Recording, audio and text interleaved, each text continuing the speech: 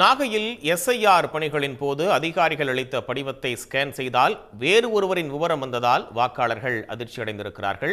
இது பற்றிய கூடுதல் தகவல்களை வழங்குவதற்காக செய்தியாளர் சகாதேவன் இணைகிறார்.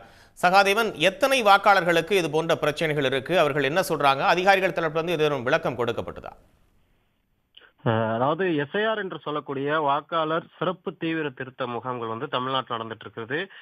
பல்வேறு கட்சிகள் இதற்கு எதிர்ப்பு தெரிவித்தாலும் மாவட்ட நிர்வாகத்தின் சார்பாகவும் தேர்தல் ஆணையத்தின் சார்பாகவும் பல்வேறு பகுதிகளில் இதற்குண்டான பணிகள் நடக்குது. நாகப்பட்டினம் மாவட்டத்தில் குறிப்பாக நாகூர் உள்ளிட்ட பல்வேறு பகுதிகளில் பள்ளிகளில் முகாம் அமைக்கப்பட்டு இந்த வாக்காளர் திருத்தமானது செய்யப்படுகிறது. இந்த நிலையில் நாகூரை சேர்ந்த கௌதியா தொடக்க பள்ளியில் கிட்டத்தட்ட ஒரு வார காலமாக அந்த திருத்த பணிகளானது நடந்து வருகிறது. அந்த திருத்த பணிகளை போது நாகூரை சேர்ந்த பல்கிஸ் என்ற ஒரு பெண்மணிக்கு அந்த விண்ணப்ப படிவமானது கொடுக்கப்பட்டது.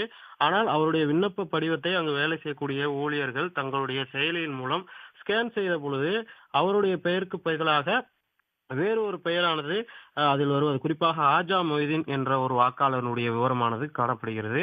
குறிப்பாக கணவர் மனைவி இருவராக இருந்தாலும் அவரவர்களுக்கு தனித்தனியே விண்ணப்பமானது கொடுக்கப்பட்டாலும் அவருடைய கணவர் பெயரானது இவருடைய அந்த விண்ணப்ப படிவத்தை ஸ்கேன் செய்யும் பொழுது அவருடைய விவரம் வருவதால் அங்கு இருக்கக்கூடிய மற்ற விண்ணப்பத்தை கொடுக்க வந்தவர்கள் அங்கு வேலை செய்யக்கூடிய பிஎல்ஓக்களிடம் வாக்குவாதத்தில் ஈடுபட்டார்கள். அது மட்டும் இல்லாமல் வாக்காளர்களிடம் விண்ணப்பத்தை பெறுகின்றவர்கள் கையோடு அதனை பூர்த்தி செய்து வாக்காளர் திருத்தத்தை செய்து அவர்களுடைய வாக்கை உறுதி செய்யாமல் வீட்டிற்கு எடுத்து சென்று சில ஊழியர்கள் செயல்படுவதாகவும் உடனடியாக தங்கள் பணியை முடிக்காமல் இருப்பதால் எங்களுக்கு நம்பகத்தன்மை ஏற்படவில்லை எனவும் நீண்ட நேரம் காத்திருக்க வேண்டியதென போன்ற பல்வேறு குற்றச்சாட்டுகளை இங்கு கூடியிருக்கிறவர்கள் முன்வைக்கிறார்கள். தொடர்ச்சியாக அங்கிருந்தக்கூடிய அதிகாரிகள் மீண்டும் அவருடைய விண்ணப்பத்தை ஸ்கேன் செய்து பார்த்த போதும் வாக்காளர் பெயரை மட்டுமே வரக்கூடிய அந்த QR கோடில் வேறொரு நபருடைய விவரம் பெயருடன் வருவதால் ஒரு சர்ச்சையும் எழுந்திருக்கிறது.